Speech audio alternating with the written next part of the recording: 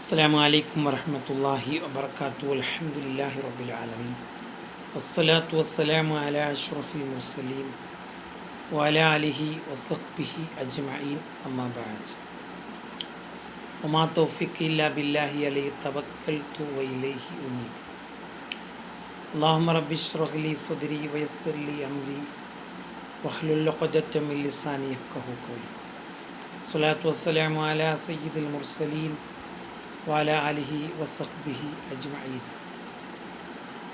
ബഹുമാനമുള്ള സുഹൃത്തുക്കളെ, പ്രിയപ്പെട്ട പ്രേക്ഷകരെ, സഹോദരങ്ങളെ, സുഹൃത്തുക്കളെ, അള്ളാഹു നമ്മളെ അനുഗ്രഹിക്കട്ടെ, അള്ളാഹു സ്വീകരിക്കട്ടെ. നമ്മുടെ രാജ്യം 80 വർഷം പിന്നിട്ടിരിക്കുകയാണ് സ്വാതന്ത്ര്യം നേടിയിട്ട്. ഇന്ന് നമ്മൾ സ്വാതന്ത്ര്യദിനാഘോഷം വളരെ ഭംഗിയായിട്ട് നടത്തി. നമ്മുടെ രാജ്യത്തിനോടുള്ള ആ ഒരു കൂറും സ്നേഹവും കാരണം വിവിധങ്ങളായ പരിപാടികൾ ഓരോ പ്രദേശത്തും വിവിധ സ്ഥാപനങ്ങളിലുമൊക്കെ നടന്നു. മദ്രസകൾ വരെ ആ ഒരു കാര്യങ്ങൾക്ക് സാക്ഷിയായ ചിത്രമാണ് ഇന്നത്തെ ദിവസം എല്ലാ വർഷങ്ങളെപ്പോലെയും ഉണ്ടായിട്ടുണ്ട്. നമ്മൾ വളരെ സന്തോഷത്തിലാണ്. നമ്മുടെ രാജ്യം ബ്രിട്ടീഷുകാരൻ്റെ കരങ്ങളിൽ നിന്ന് സ്വാതന്ത്ര്യം നേടിയെടുത്തു എന്നുള്ളതിൽ നമ്മളൊക്കെ അഭിമാനിക്കുകയും നമ്മുടെ രാജ്യത്തിൻ്റെ ഓരോ പുരോഗതിയിലും നമ്മളൊക്കെ അഭിമാനം കൊള്ളുകയും ചെയ്യുകയാണ്. ലോകത്ത് എവിടങ്ങളിലും നമ്മൾ കാണാത്ത ഒരു സ്വാതന്ത്ര്യവും ഒരു വിശാലതയുമൊക്കെ നമ്മുടെ രാജ്യത്ത് ലഭിക്കുന്നുണ്ട് എന്ന് നമുക്ക് വലിയൊരു ആശ്വാസമാണ്. എക്കാലത്തും അത് നിലനിൽക്കട്ടെ. യഥാർത്ഥത്തിൽ നമുക്ക് നമ്മുടെ രാജ്യം നൽകുന്ന ഉറപ്പുകളാണത്. ഭയമില്ലാതെ ജീവിക്കാൻ നമുക്ക് അവകാശം നൽകുന്നു. നമ്മുടെ അഭിപ്രായം രേഖപ്പെടുത്താനുള്ള ഒരു സ്വാതന്ത്ര്യം നമുക്ക് നൽകുന്നു. നമ്മുടെ വിശ്വാസം അനുസരിച്ചുകൊണ്ട് ജീവിക്കാൻ, നമുക്ക് വിദ്യാഭ്യാസം നേടാൻ, അതുപോലെ നമുക്ക് നീതിയും അതുപോലെ സമത്വവുമൊക്കെ അനുഭവിക്കാനുള്ള അവകാശങ്ങൾ, ഇങ്ങനെ തുടങ്ങിയ നമ്മുടെ രാജ്യത്തിൻ്റെ ഭരണഘടന നമുക്ക് ഒരുപാട് ഉറപ്പുകളും ഒരുപാട് പരിരക്ഷയും നൽകുന്നുണ്ട് എന്നുള്ളതൊരു സത്യമാണ്. യഥാർത്ഥത്തിൽ നമ്മുടെ മുൻകഴിഞ്ഞു പോയ ആളുകൾ നമ്മുടെ രാജ്യത്തിനു വേണ്ടി ഒരുപാട് അധ്വാനിച്ചിട്ടുണ്ട്.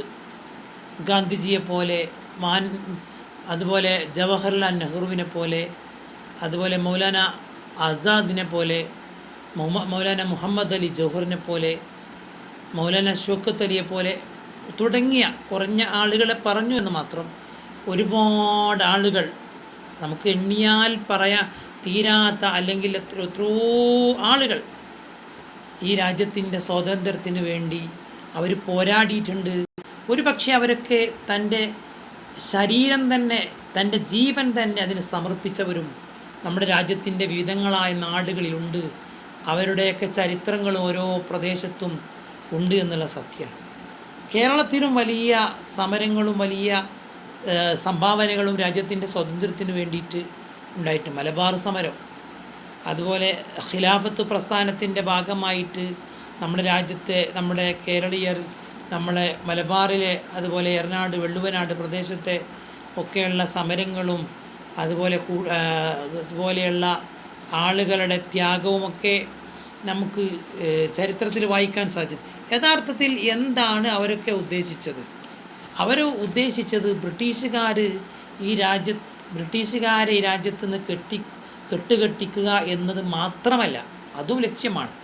ബ്രിട്ടീഷുകാർ വിദേശികളുടെ കരങ്ങളിൽ നിന്ന് നമ്മുടെ രാജ്യത്തിൻ്റെ സ്വാതന്ത്ര്യം എന്നുള്ളത് നമ്മുടെ മുൻഗാമികളുടെ, ഭരണശില്പികളുടെ, മുൻകഴിഞ്ഞു പോയ നേതാക്കളുടെ ഒരു സ്വപ്നമായിരുന്നു, വലിയൊരു താല്പര്യമായിരുന്നു.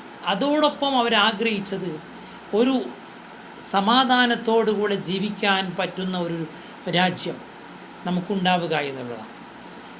അതോ നീതിയോടുകൂടെ എല്ലാ മനുഷ്യർക്കും അവനവൻ്റെ ആശയങ്ങളും ആദർശങ്ങളും അനുസരിച്ച് ജീവിക്കാൻ പറ്റുന്ന ഒരവസരം ഉണ്ടാകുന്ന ഒരു രാജ്യം ആവുക എന്നുള്ളതാണ്.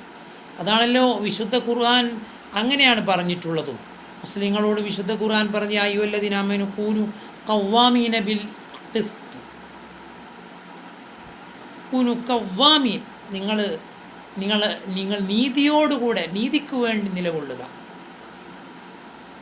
ആ ഒരു രീതിയാണ് ഖുർആൻ നമുക്ക് മാത്രമല്ല, നീതിയോടുകൂടെ നീതി ഉണ്ടാകുന്ന ഒരു കാലഘട്ടത്തിൽ മറ്റു തരത്തിലുള്ള ഒരു കാര്യങ്ങൾ ഉണ്ടാകരുത് എന്ന് ഖുർആൻ പറയുന്നുണ്ട്. നീതിയോടുകൂടെ നമുക്ക് ജീവിക്കാൻ അവസരം ഉണ്ടാകുമ്പോൾ ഒരു ഇസ്ലാമിക രാജ്യത്താണെങ്കിൽ പോലും ആ ഒരു മറ്റു ആളുകളോട് ഒരു തരത്തിലുള്ള അനീതിയും കാണിക്കാൻ പാടില്ല. അഥവാ നമ്മുടെ സ്വന്തം രാജ്യത്തിനോടുള്ള ഒരു സ്നേഹവും കൂറും ഉണ്ടാവുക എന്നുള്ളത് ഒരു മുസ്ലിമിൻ്റെ വിശ്വാസത്തിൻ്റെ ഭാഗമാണ്. അള്ളാഹുവിൻ്റെ റസൂൽ സല്ലല്ലാഹു അലൈഹി വസല്ലം പഠിപ്പിച്ച ഹദീസ് ഹുബ്ബുൽ വതനി മിനൽ ഈമാൻ, തൻ്റെ സ്വന്തം രാജ്യത്തിനോട് താൻ കാണിക്കുന്ന സ്നേഹം അത് വിശ്വാസത്തിൻ്റെ ഭാഗമായിട്ടാണ് ഹദീസിൽ നിന്ന് മനസ്സിലാക്കുന്നത്. അഥവാ മഹാനായ താഴ് ഉസ്താദ് പറഞ്ഞ പോലെ സ്വരാജ്യ സ്നേഹം വേണ്ടതാണേവനും, ഈമാൻ്റെ പൂർണ്ണത അപ്പോഴാണ് മനുഷ്യനും. ഹുബ്ബുൽ വതൻ വിശ്വാസമിൽ ഉൾപ്പെട്ടതാ എന്നുള്ളതും നബി വചനമിൽ കാണുന്നതാ. സൃഷ്ടിക്കുവാൻ മണ്ണേത് സ്ഥലമിൽ നിന്നാൽ അവസാനമതിലവൻ ചെന്നടങ്ങണമെന്ന. നമ്മളെ സൃഷ്ടിച്ചത് ഏത് മണ്ണിലാണോ ആ മണ്ണിൽ തന്നെയാണ് നമ്മൾ അന്തി ഉറങ്ങുക എന്ന് ഖുർആൻ വ്യക്തമാക്കുന്നത്. അതുകൊണ്ട് സ്വരാജ്യ സ്നേഹം വോട്ടിനല്ല വേണ്ടത്, അതുപോലെ പാർട്ടി വളർത്തുവാനും അല്ലിത്. അത് വോട്ടുണ്ടാക്കാനോ പാർട്ടി വളർത്താനോ അല്ല, അതൊരു വിശ്വാസിയുടെ ബാധ്യതയാണ്.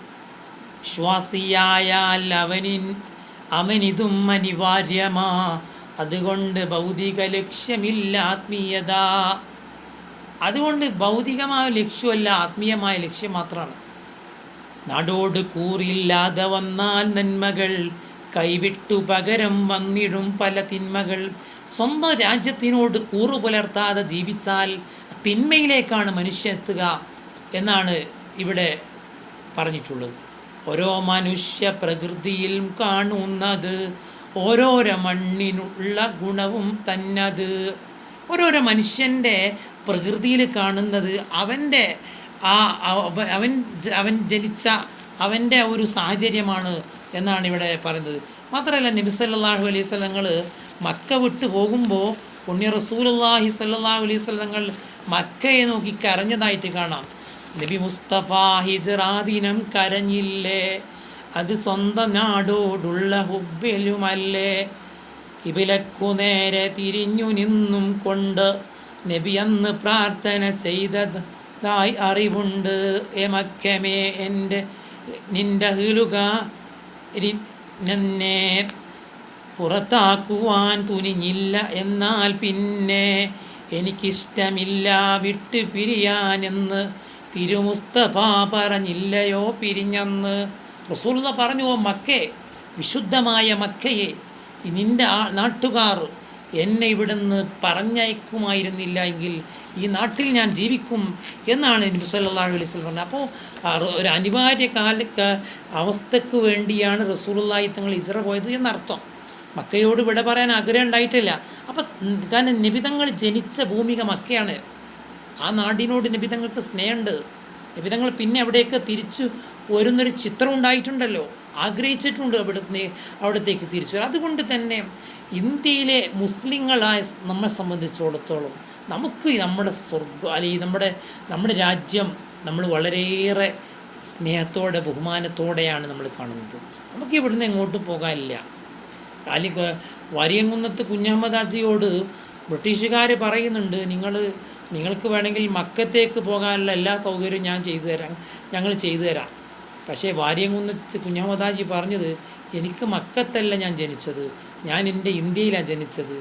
എനിക്ക് എൻ്റെ ഇന്ത്യയിൽ ജീവിക്കണം, ഇന്ത്യയിൽ മരിക്കണം. ആ ഒരു ധീര ദേശാഭിമാനിയുടെ ഒരു ചരിത്രം നമുക്ക് നമ്മുടെ ഇന്ത്യയുടെ ചരിത്രത്തിൽ നമുക്ക് മനസ്സിലാക്കാൻ സാധിക്കും. കാരണം ഇവിടെ വിവിധങ്ങളായ മതവിഭാഗങ്ങളുണ്ട്, വിവിധങ്ങളായ ജാതികളുണ്ട്, വിവിധങ്ങളായ ഭാഷകൾ സംസാരിക്കുന്നുണ്ട്, വിവിധങ്ങളായ സംസ്കാരങ്ങളുണ്ട്. ഈ സംസ്കാരങ്ങളും മതങ്ങളും ഒന്നും ഒരു തരത്തിലും ഒരാൾക്കും ബുദ്ധിമുട്ടാകാൻ പാടില്ല എന്നുള്ളതാണ് നമ്മുടെ രാജ്യം നിഷ്കർഷിക്കുന്നത്. അതാണ് ഇസ്ലാം പറയുന്നത്. എല്ലാ മതവിഭാഗങ്ങളോടും ഒരു പൂന്തോപ്പാകുമ്പോൾ ആ പൂന്തോട്ടത്തിൽ വിവിധങ്ങളായ നിറങ്ങളുള്ള പൂവുകളുണ്ടാകും എന്ന പോലെയാണ് നമ്മുടെ രാജ്യത്തിൻ്റെ, അത് നമ്മുടെ രാജ്യത്തിൻ്റെ ഭംഗിയാണ്, അത് നമ്മുടെ രാജ്യത്തിൻ്റെ അലങ്കാരമാണ്. ഈ രാജ്യത്തെ മുസ്ലിമും ഹിന്ദുവും ക്രിസ്ത്യനും ബുദ്ധനും ജൈനനും മതമില്ലാത്തവനും മതമുള്ളവനും ജാതിയുള്ളവനും ഇല്ലാത്തവനും ഒക്കെ ഈ രാജ്യത്തിൻ്റെ സൗന്ദര്യങ്ങളാണ്, ഈ രാജ്യത്തിൻ്റെ ഭംഗിയാണ്.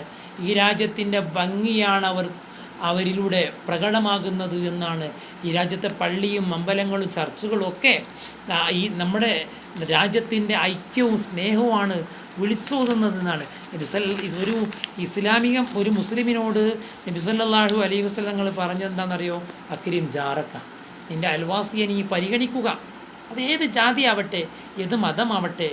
അവൻ വിശക്കുമ്പോൾ നീ ഭക്ഷണം കഴിക്കുന്നുവെങ്കിൽ നീ മുസ്ലിമല്ല എന്ന് പഠിപ്പിച്ചു ഇസ്ലാമിൻ്റെ അനുയായിയോട് നബി സല്ലല്ലാഹു അലൈഹി വസല്ലം.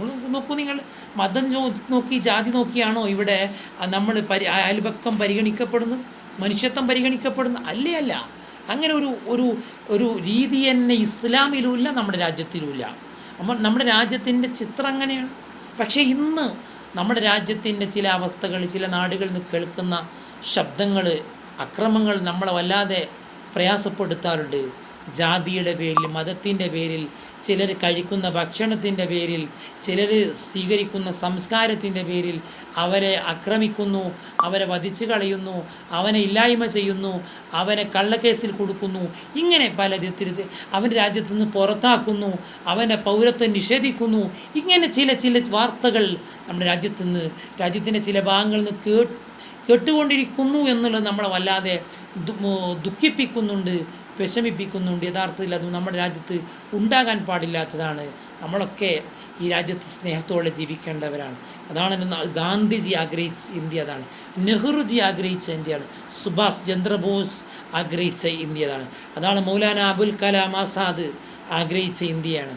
അദ്ദേഹത്തിൻ്റെ ഹിലാൽ പത്രത്തിലൂടെ അദ്ദേഹം ബ്രിട്ടീഷുകാർക്കെതിരെ സമരം ചെയ്യാനുള്ള പ്രഖ്യാപനം ആണ് അദ്ദേഹം നടത്തിയത് എന്ന് കാണാൻ സാധിക്കും. വലിയ പണ്ഡിതനായിട്ട്, ഇസ്ലാമിക പണ്ഡിതനായിട്ടും അദ്ദേഹം ഈ രാജ്യത്തെ ഹിന്ദു മുസ്ലിം ഐക്യത്തെ അതിനുവേണ്ടി അദ്ദേഹം ഒരുപാട് പ്രയത്നിച്ചു എന്ന് അദ്ദേഹത്തിൻ്റെ ചരിത്രത്തെ നമുക്ക് കാണാൻ സാധിക്കുന്നുണ്ട്. അതുകൊണ്ട് ഈ സ്വാതന്ത്ര്യം എന്നുള്ളത് നമ്മുടെ ഒരു അവകാശമാണ്. ഇവിടുത്തെ നീതി നടപ്പാക്കണം, ഇവിടുത്തെ നിയമങ്ങൾ പാലിക്കപ്പെടണം, ഇവിടുത്തെ പൊതുസ്വത്ത് സംരക്ഷിക്കപ്പെടണം, ഇവിടുത്തെ പരിസ്ഥിതിയെ നമ്മൾ കാക്കണം, മറ്റുള്ളവൻ്റെ അവകാശങ്ങൾ ഹനിക്കാൻ പാടില്ല, അഴിമതിക്കെതിരെ ശബ്ദിക്കുകയും വേണം. ഇതൊക്കെ ഓരോ പൗരൻ്റെയും ബാധ്യതയാണ്. റോട്ടിൽ മാലിന്യങ്ങൾ ഇടുന്നത് പോലും ഇസ്ലാം തെറ്റായിട്ട് കാണുന്നുണ്ട്. മനുഷ്യൻ്റെ വഴി അത്